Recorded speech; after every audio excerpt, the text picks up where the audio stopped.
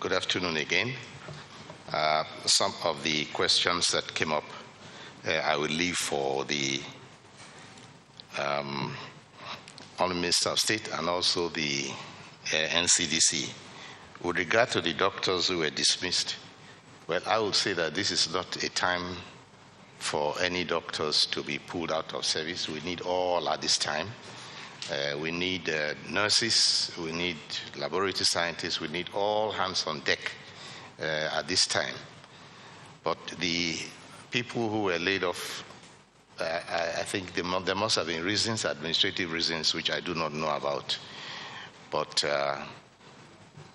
again, if the reasons are strong enough, then it's not they'll probably looked into by the board of the hospital, and we shall be advised accordingly. Now, as for the burial of COVID-19 victims, I'll ask the NCDC to give the details of that one, and also about the decontamination. Now, for the health insurance, the Secretary of Government did say that the Minister of Health will say something about it, but not now, because there are still a few T's to be and I's to be dotted and T's to be crossed.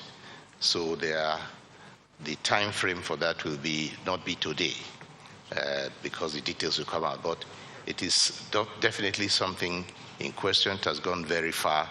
Just a few more details that need to be put in. And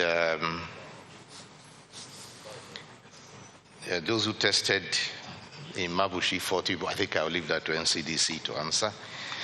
But the question of isolation, any place where you have an isolation center, we have to have a complement of health workers who are monitoring the persons. Some of them have symptoms, and we can call them patients. Others who have those symptoms are, in fact, probably not even called their patients. They are just on observation. But they need to be monitored. They need to be looked after. So the strategy right now is to have functional isolation centers in every state. If the need arises, there are backups. We have multiple locations. We also have, in far advanced a policy for setting up ambulance service to transport COVID-positive patients.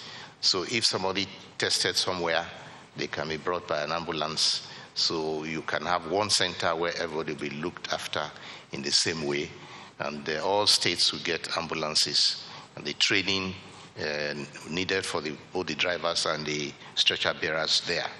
It is better to concentrate things in certain areas. Some states might like to use other interior districts, but it depends on how many centers that are needed. In Lagos, for example, there are various treatment centers, not looking at local government, but looking at availability of the infrastructure and the hospitals that are adequate for that.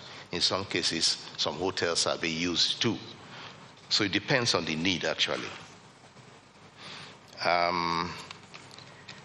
The question of door-to-door sampling, well, the NCDC will answer that. And also the questions of discharge. Yes, there are persons who are due for discharge. Before someone is discharged, you must test negative 2 times. The first time you do a test, they are negative, and then you wait about 48 hours, do another test. When the result comes out, they're negative again, then they can go. So because of that, you don't have people just coming out, being discharged anyway. You observe that they are discharged generally in batches.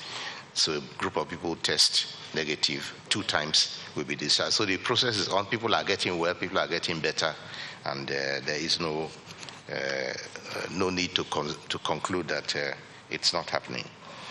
I think that's all, and I'll invite the Director of NCDC to answer the other questions on Minister of State.